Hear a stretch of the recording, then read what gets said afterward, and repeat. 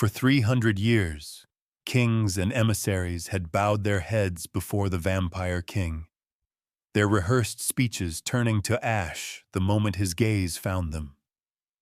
No one held his eyes. No one dared. And then a scullery maid, on her knees on the flagstones of the great hall, looked up at him and tilted her head. In that house ruled by fear, no one had ever troubled to learn her name. She was Girl, one more gear in the machine, invisible by the silent agreement of everyone above her. But Sable had survived her whole life by reading the powerful so they could not crush her. The weight of a pause before an order, the exact temperature of a voice.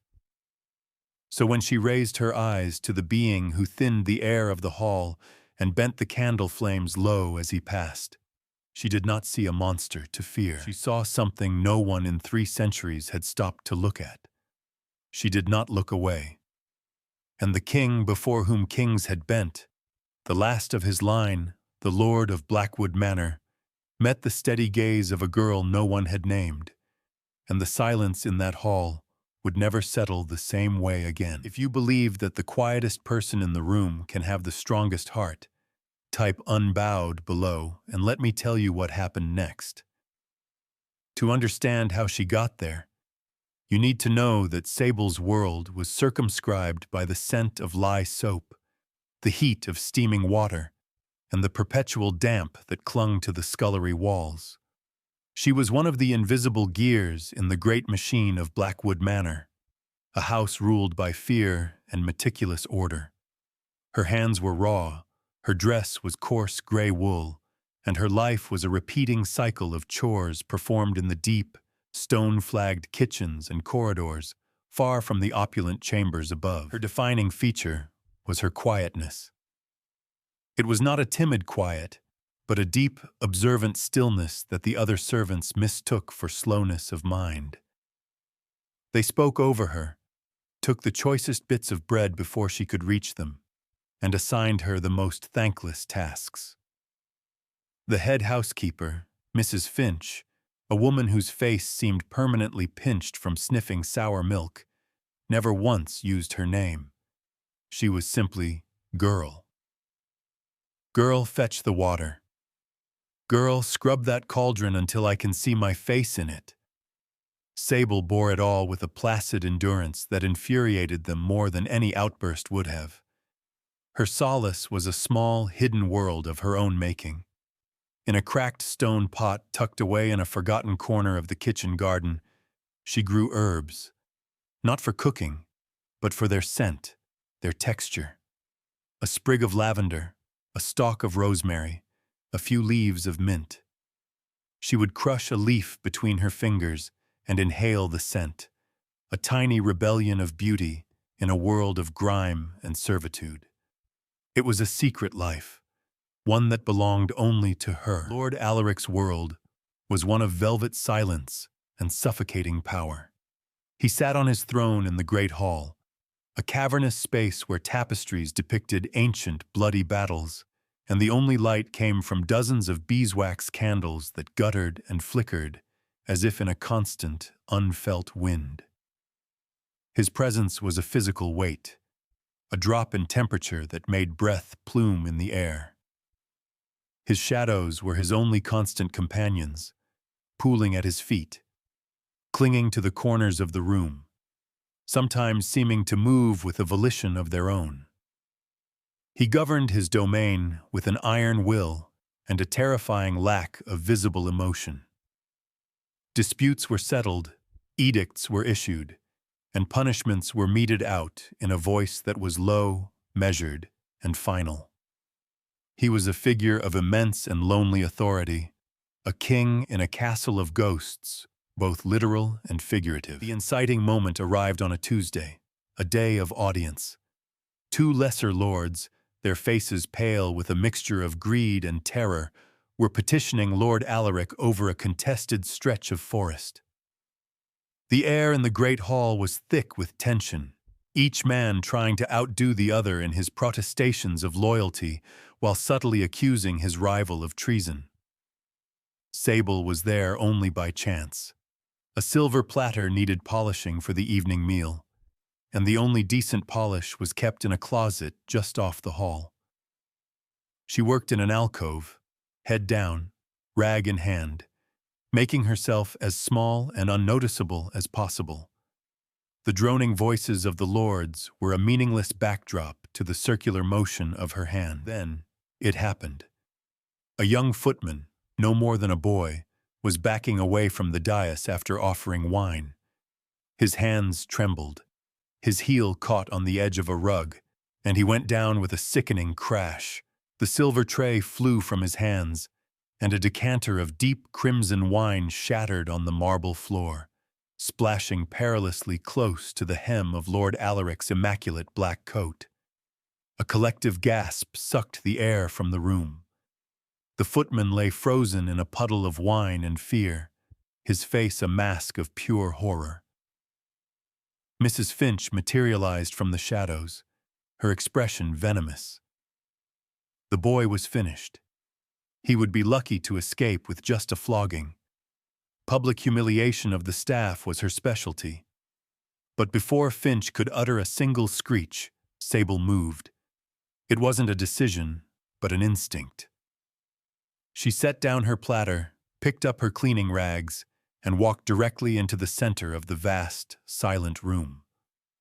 She knelt beside the terrified boy, ignoring the stares of the assembled nobility, ignoring the palpable fury of the housekeeper, ignoring the frozen, predatory stillness of the man on the throne. She said nothing.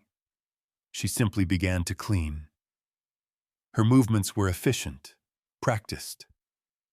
She used one rag to soak up the wine, another to gather the shards of crystal, wrapping them carefully so no one would be cut. She worked with a focus that was absolute, creating a small island of calm purpose in a sea of frozen panic. The terrified footman scrambled to his feet and fled, but Sable remained, ensuring every last drop, every last sliver, was gone. When she was finished, she rose, and for the first time she looked up. She did not look at the floor, as was proper. She did not cringe or cower. She looked directly at Lord Alaric. Her eyes, the color of moss after a rain, were not fearful. They were assessing.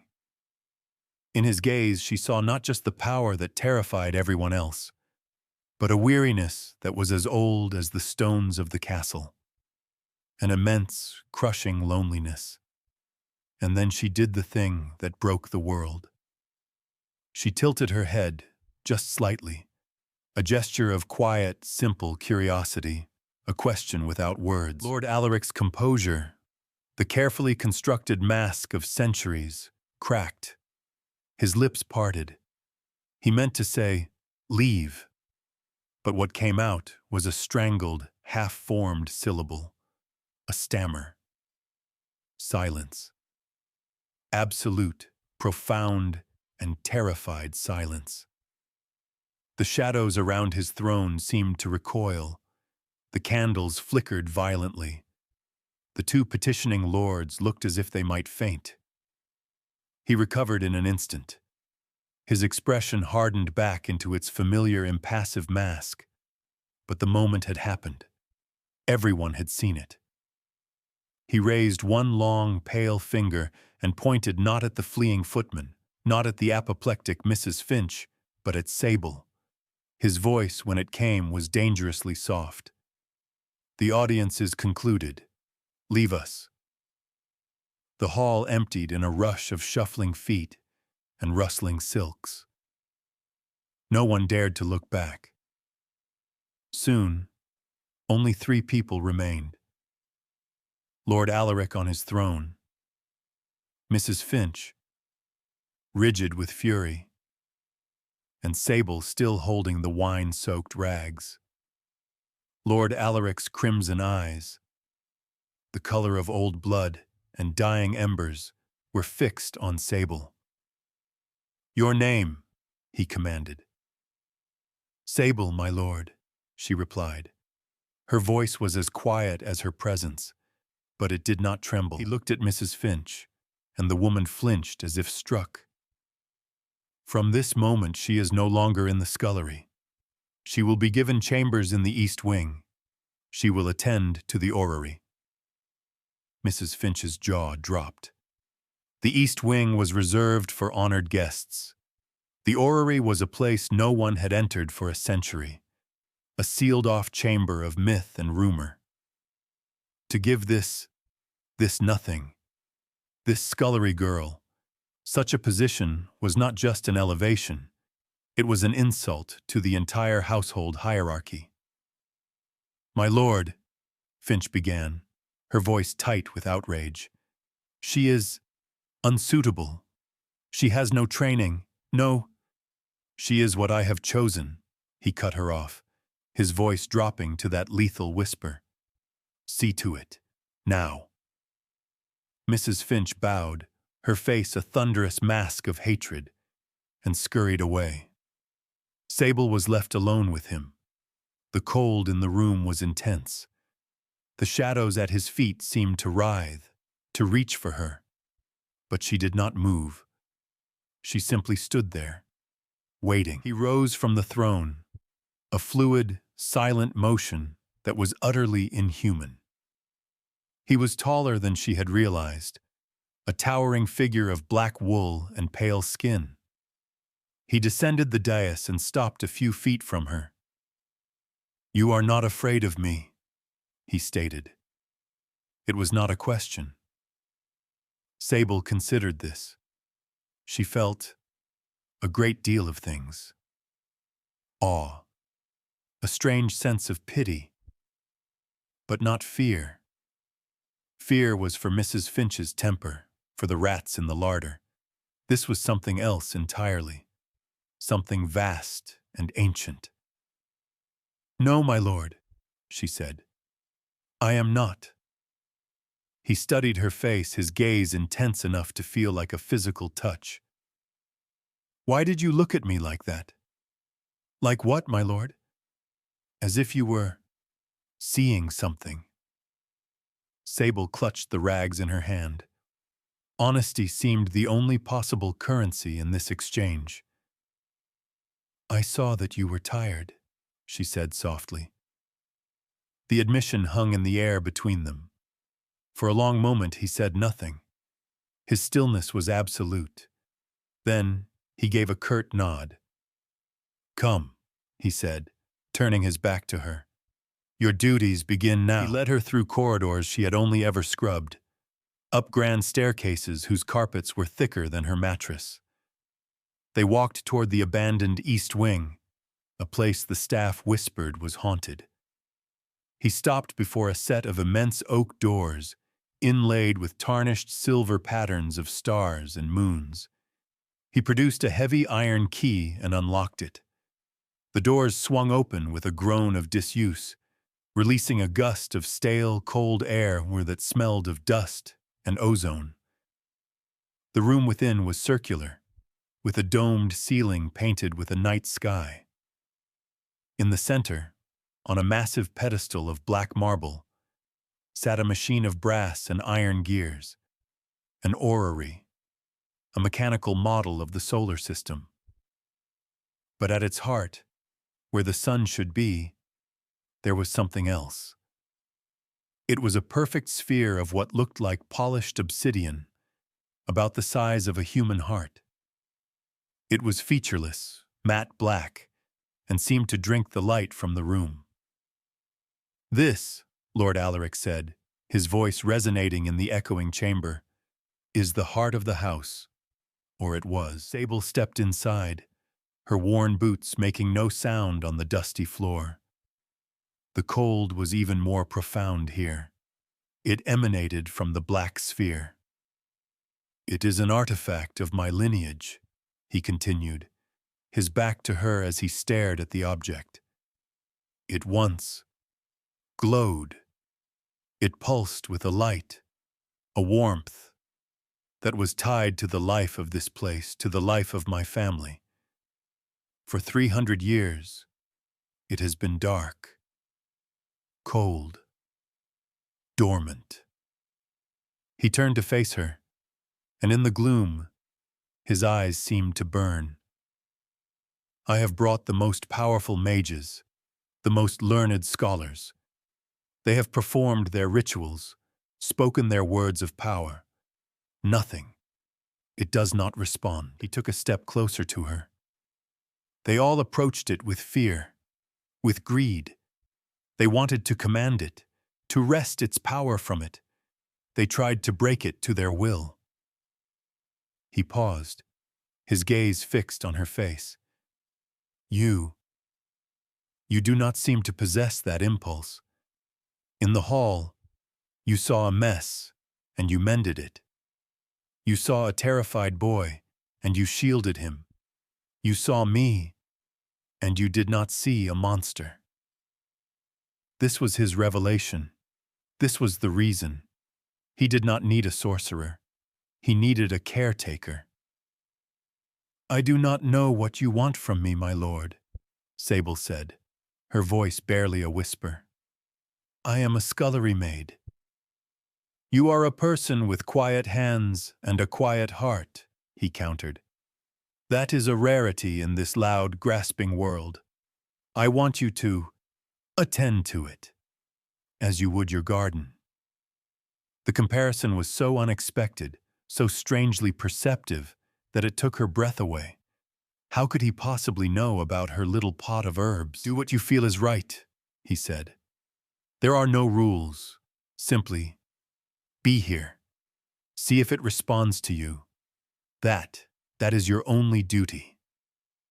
He was asking her to heal a wound at the very center of his world. He was entrusting her, the girl no one ever saw, with the most important task in his entire immortal existence. For the first time in her life, Sable felt the dizzying, terrifying sensation of being truly seen, of being valued. She looked from his ancient, weary face to the cold, dead sphere. It looked as lonely as he did. I will try, she said.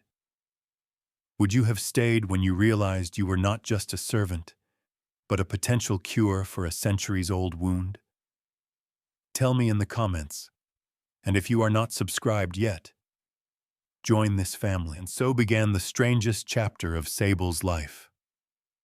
Mrs. Finch, her face a mask of simmering resentment, showed her to a suite of rooms in the east wing that were larger than the entire scullery. There was a soft bed with clean linens, a small fireplace, and a window that overlooked the silent, moon-drenched gardens. Dresses of soft wool and dark velvet, simple but of fine quality, were laid out for her. The other servants watched her with a mixture of fear and contempt. They gave her a wide berth in the corridors, whispering behind their hands. She was no longer one of them, but she was not one of the masters either. She was an anomaly, a creature of the Lord's inexplicable whim. Sable ignored them. Her world had shrunk to the circular, dusty room of the orrery. Each morning, she would go to the chamber, the heavy iron key feeling alien in her hand. At first, she did as he had suggested. She did not try to perform magic. She began by cleaning. She swept the floors, dusted the intricate brasswork of the planetary model, and polished the silver inlays on the doors. She worked with the same quiet diligence she had applied to the scullery pots. But this was different. This was not a chore. It was an act of reclamation. She was bringing a dead space back to life. She did not touch the obsidian sphere at first. She simply worked around it, observing it. It was a void, a knot of cold and silence at the center of the room. The air around it was always several degrees colder than anywhere else. It felt sad, neglected. After a week of cleaning, she decided the room needed more than just order. It needed life. She went back to the kitchen garden and retrieved her cracked stone pot of herbs. She brought it to the orrery, placing it on a windowsill where it could catch the pale morning light. The scent of lavender and rosemary seemed to push back against the room's stale air. Lord Alaric would visit, though his appearances were unpredictable. He would enter without a sound, standing in the shadows by the door, simply watching her. He never instructed her, never asked for progress. He just observed. One afternoon, as she was wiping down the brass rings of the orrery, he spoke from the doorway. "Tell me about them." Sable turned, startled. "My lord?" He gestured toward the planets on their delicate arms. "The stars. You watch them from your window." She was taken aback by his perception. She did watch them. The window in her new room was the first she'd ever had that wasn't coated in grime or facing a brick wall. "I don't know their names," she confessed. "I just like to see them there. They seem constant." He moved from the doorway, gliding toward the center of the room. "That one," he said, his long finger pointing to a small brass orb, "is what the ancients called the Wanderer. It charts a lonely path. And that one with the rings, they are not solid. They are made of 1,000,000,000 fragments of ice and rock, held together by a gravity they cannot escape. A beautiful prison." He began to speak of them not as a scholar, but as a witness. He spoke of comets he had seen that would not return for 1,000 years, of constellations that had shifted in the sky over his long lifetime. He was not teaching her astronomy. He was telling her the story of his own immense, solitary existence, using the stars as his language. Sable listened, captivated. She forgot he was the feared lord of the manor. In that room, he was just a man recounting his memories to the first person who had ever simply listened. The days turned into weeks. The orrery became her sanctuary. She started talking to the heartstone, the black sphere. She would tell it about her day, about the patterns the frost made on the window pane, about the taste of the fresh bread from the kitchens. She treated it not as a magical artifact, but as a silent confidant. One day, she felt brave enough to touch it. She reached out a hesitant hand and laid her palm flat against its surface. The cold was shocking, a deep, profound chill that seemed to leach the warmth from her very bones. It felt like touching a piece of a frozen tomb. But she didn't pull away. She kept her hand there, trying to push her own small, living warmth into the dead object. "You're just cold," she whispered to it. "You've been alone for too long." Behind her, a sharp intake of breath. Alaric stood in the doorway, his eyes wide. The shadows around him were agitated, stretching and contracting like something alive. "What did you feel?"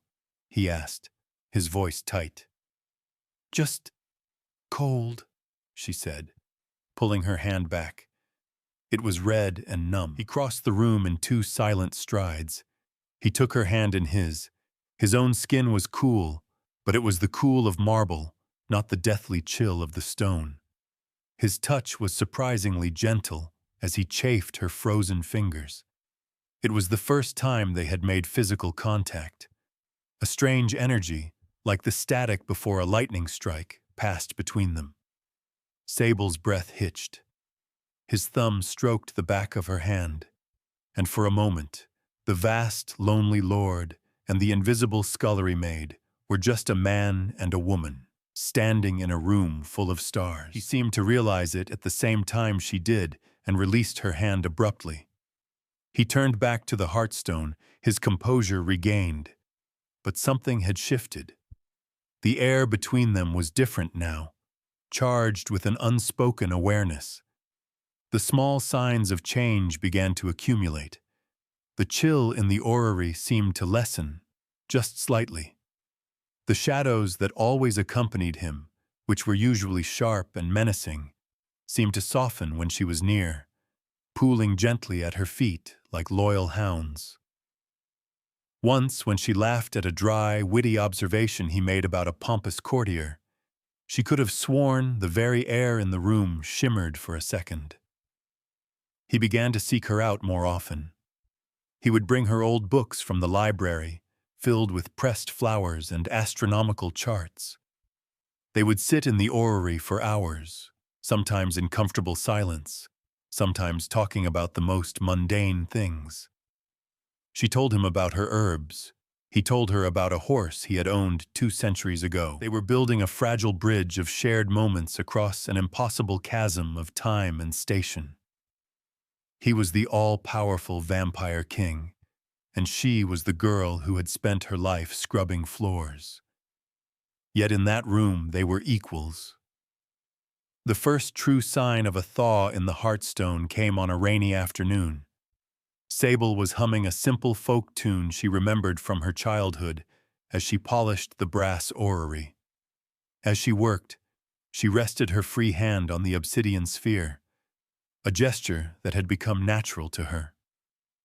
Under her palm, she felt it, a tremor, a faint, deep vibration, like a heartbeat heard through a thick wall. She gasped, snatching her hand back. She stared at the stone, her heart pounding. Had she imagined it?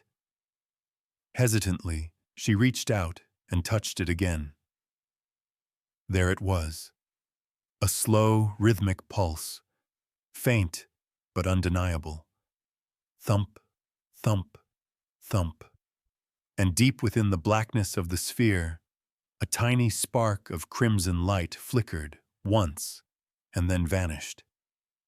It was enough. It was a beginning, a sign of life. She didn't even realize Alaric was there until he spoke, his voice thick with an emotion she couldn't name.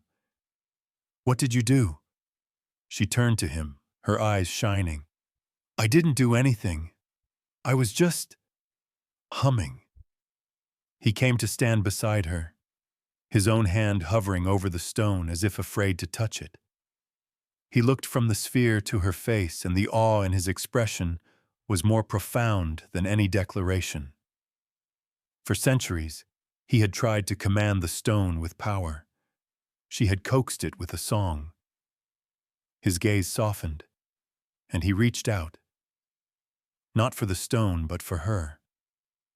His fingers gently brushed a loose strand of hair from her cheek. The gesture was so tender, so intimate. It made her whole body ache. "Sable." He breathed her name, and it was a prayer. But their quiet, developing world was not immune to the ambitions and cruelties of the court short outside the orrery's doors. Lord Alaric's unusual favor toward a former servant had not gone unnoticed. To many, it was a sign of eccentricity. To his rivals, it was a sign of weakness. The most dangerous of these rivals was Duke Valerius, a man whose ambition was matched only by his cruelty. He was a younger vampire, arrogant and convinced that Alaric's long, static reign had made him soft. He saw Sable as the perfect tool to prove his theory. Valerius arrived at Blackwood Manor under the pretense of discussing trade routes, his entourage of sneering, sycophantic followers in his wake. He made a great show of respect to Lord Alaric in the great hall, but his eyes were constantly scanning the shadows, searching. He found Sable in the library. Alaric had given her leave to read any book she wished, and she had discovered a passion for botany texts, poring over drawings of plants she had only ever dreamed of seeing. She was so engrossed in a page detailing the properties of night-blooming jasmine that she didn't hear him approach. "Well, well," his voice slick as oil startled her. "The little kitchen mouse playing at being a lady." Sable looked up. Duke Valerius stood over her, his smile a predatory slash in his handsome face. He was flanked by 2 of his guards. "I am the keeper of the orrery," she said, her voice quiet but firm. She would not let him see her fear. He laughed, a harsh, unpleasant sound, a title our Lord invented to disguise his dotage. Tell me, little mouse, what spells do you cast to have so bewitched him? Is it a common parlor trick, or something you learned on your straw mattress in the servants' quarters?" His words were meant to wound, to remind her of her place. And they did. A flush of shame and anger rose in her cheeks. "I cast no spells," she said, closing the heavy book. "Lord Alaric's reasons are his own." "Oh, I am sure they are," Valerius purred, stepping closer. He reached out and snagged a piece of her hair, twisting it around his finger. "Perhaps he enjoys a rustic simplicity, a novelty. But novelties, my dear, grow tiresome." He leaned in, his voice dropping to a conspiratorial whisper. "He is old, fading. His time is past. A new, more vigorous leadership is needed. A man who would not waste his time with you." Sable pulled her head back, trying to free her hair. "You should leave," she warned. Valerius's smile widened. He grabbed her wrist, his grip like iron. "And I think you should learn some manners." The temperature in the library dropped 20 degrees in a single second. It was not a gradual chill. It was a sudden, violent plunge, as if the room had been thrown into the heart of a winter storm. The flames in the grand fireplace hissed and shrank to tiny blue points. Frost bloomed on the window panes, tracing frantic, feathery patterns across the glass. Lord Alaric stood in the archway. He had not walked there. He had simply appeared. He was no longer the quiet, weary man from the orrery. This was the vampire king in his full and terrible majesty. His eyes were not embers. They were blazing infernos of crimson rage. The shadows in the room writhed around him, coalescing into shapes with claws and teeth. Duke Valerius froze, his hand still on Sable's wrist. The blood drained from his face, leaving it a waxy, terrified white. His guards took an involuntary step back, their hands flying to the hilts of their swords in a useless gesture of defiance. Alaric did not speak. He did not have to. His fury was a physical force, a pressure that made the air thick and hard to breathe. He took one slow, deliberate step into the room. A floorboard creaked under his boot, the sound like a cracking bone in the absolute silence. Valerius, in his terror, made a fatal mistake. He tightened his grip on Sable, pulling her slightly in front of him, a pathetic attempt at a shield. The rage that exploded from Alaric was beyond anything Sable could have imagined. It was the fury of a dying star, the wrath of a god. The very stone of the castle seemed to groan under the weight of it. But before he could cross the room and tear Valerius apart, Sable acted. She did not scream or struggle. She turned her head and looked directly into Valerius's terrified eyes. Her own face was calm, her voice clear and steady, cutting through the suffocating rage that filled the room. "Let go of me," she said. It was not a plea. It was a command. Then she looked past him, to Alaric. She did not ask for rescue. She stood beside him. "My lord," she said, her voice ringing with unshakable conviction, "he is wrong. You are not weak because you feel. You are stronger than you have been in centuries. He is not afraid of your weakness. He is afraid of your strength returning." Her words were a bucket of cold water on a raging fire. Alaric stopped. His blazing eyes shifted from Valerius to her. He saw her, standing firm, unafraid, not hiding behind him, but claiming her place at his side. He saw her defending not just herself, but him. Valerius was so stunned by her audacity that his grip slackened. Sable pulled her wrist free. She did not retreat. She took a step forward, placing herself between the two ancient predators. She looked back at Valerius, and her expression was one of pity. "You see a scullery maid, and think you understand power," she said softly. "Power isn't about cruelty and fear. It's about building things up, not tearing them down. It's about healing what is broken." She glanced back at Alaric. "He is healing, and you should be very, very frightened of what he will be when he is whole." Her quiet strength, her absolute refusal to be a victim, was more devastating to Valerius than any physical threat. She had not only defied him, she had dismissed him. She had judged him and found him wanting. Alaric's rage receded, coalescing into something colder and sharper. He looked at the trembling duke as if he were an insect. "You will leave my house," Alaric said, his voice flat and devoid of all emotion. "You will renounce your titles and your lands. You will go to the frozen wastes of the north, and you will never again speak my name. If you are ever seen south of the ice mountains, I will unmake you, molecule by molecule. Now get out of my sight." Valerius, utterly broken, did not even bow. He turned and fled, his guards scrambling after him. The library was silent again, save for the crackling of the reviving fire. The oppressive cold had vanished. The shadows retreated to the corners. Sable stood in the middle of the room, her heart finally beginning to race. She had faced down a monster, and she had won. Alaric came to her. He didn't speak. He simply reached out and gently took her hand, examining the red marks on her wrist left by Valerius's grip. He traced the marks with his thumb, his expression unreadable. "He hurt you," he said, his voice a low rumble. "It is nothing," she whispered. He lifted his gaze to meet hers. A profound emotion swam in the crimson depths of his eyes.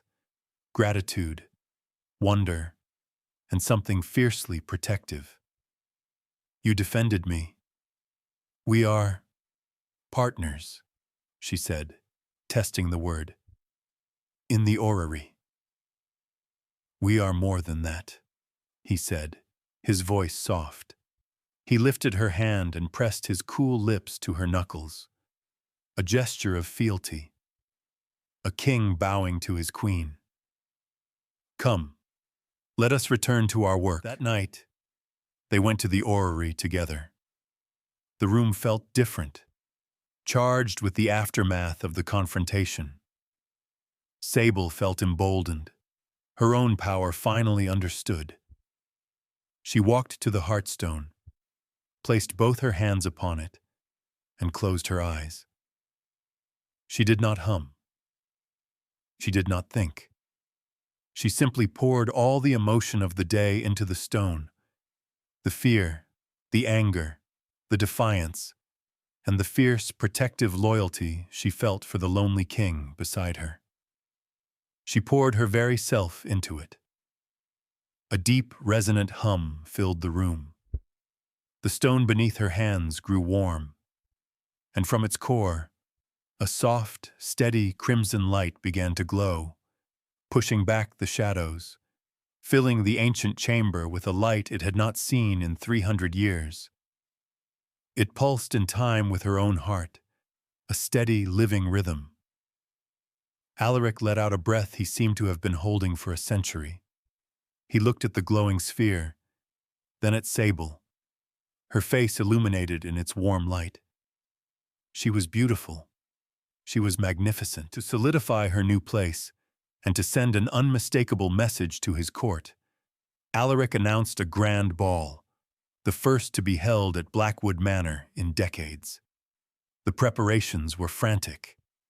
The entire household was thrown into a state of barely controlled panic. And at the center of it all was Sable. She was measured for gowns of silk and velvet, fitted for dancing slippers, shown how to style her hair. Mrs. Finch was forced to oversee these preparations, her face a perpetual sneer of disgust. To have to serve the girl she had once commanded to scrub floors was a humiliation that soured her very soul. On the night of the ball, Sable stood before the mirror in her chambers. She wore a gown the color of a midnight sky, embroidered with tiny silver stars. She barely recognized the woman staring back at her. The scullery maid was gone, replaced by a confident, poised lady. Alaric came to her door himself to escort her. He was dressed in formal black, a stark and stunning figure of authority. When he saw her, he stopped, his breath catching. He offered her his arm, and his touch was warm. They descended the grand staircase together, into the ballroom ablaze with the light of 1,000 candles. The assembled nobility, all the lords and ladies of the realm, fell silent. They stared, their expressions a mixture of shock, envy, and disbelief. Mrs. Finch and the other senior servants stood stiffly along the walls, their duty to serve. Their eyes followed Sable with a burning resentment. They saw her on the arm of their master, radiant and serene, and they were forced to acknowledge her triumph. The music began, a slow, haunting waltz. Alaric led her to the center of the floor. He danced only with her help. As they moved together, a perfect, fluid grace, the whispers died away, replaced by a grudging awe. They were a vision of light and shadow, a king and his consort, their connection palpable and undeniable. When the dance ended, he did not release her.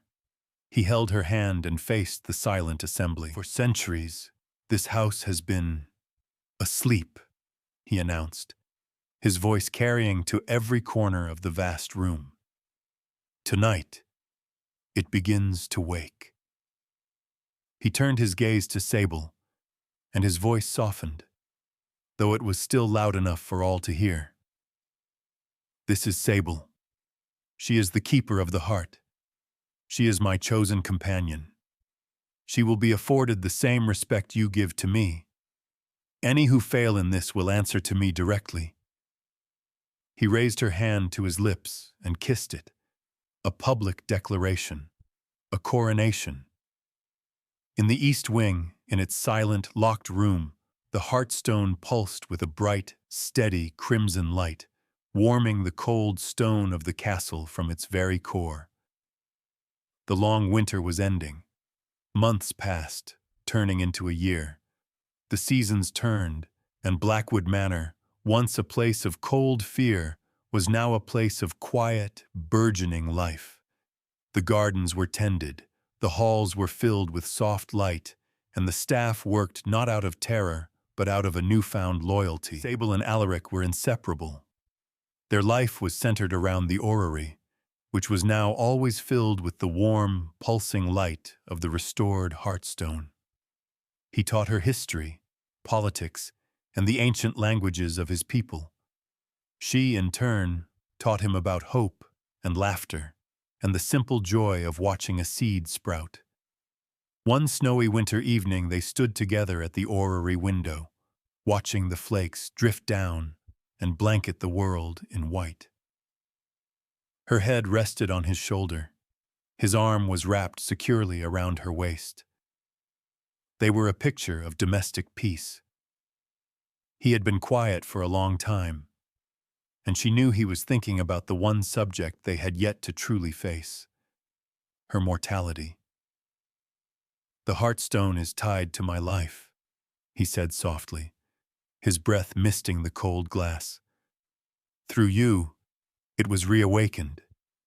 Now, it is tied to you as well. It feels your presence. It responds to your heart."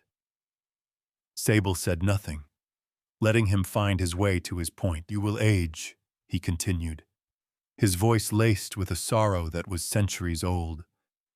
"You are a beautiful, fleeting flame in my endless night. I cannot bear the thought of that flame going out." He turned to face her, his crimson eyes filled with a desperate love. There is a way, a ritual. The stone's power can be used to bind us, to make our life forces one. It would mean you would cease to be mortal. You would become like me. It is a choice I would never force upon you, but it is a choice I must offer. Sable looked into his ancient, beautiful face. She saw the fear there, the fear of being alone again, of returning to the cold and the silence. She thought of her life before him, a gray, invisible existence in the scullery. He had not just saved her from her life, he had given her one. She did not need to think about her answer. She reached up and placed her hand on his chest, directly over his heart that did not beat. She could feel the power thrumming within him, a power now tempered by love. "Alaric," she said, using his name for the first time. "My choice was made a long time ago." She smiled, a small, gentle curve of her lips. "I am already here. I am already home." A single, perfect tear, shimmering like a diamond, welled in the corner of his eye and traced a path down his pale cheek. He leaned down and captured her lips in a kiss that was not about passion, but about acceptance. It was a kiss of forever, a promise made in a room full of stars, under the warm, steady glow of a heart brought back to life. For more stories where quiet compassion conquers centuries of loneliness, and where being truly seen becomes the greatest power of all, subscribe to Herb Files. So tell me, would you have stayed? Comment where you are listening from tonight. I stay up until my eyes burn to bring you these stories. If this one touched you, do not break my heart. Subscribe and I will see you in the next one.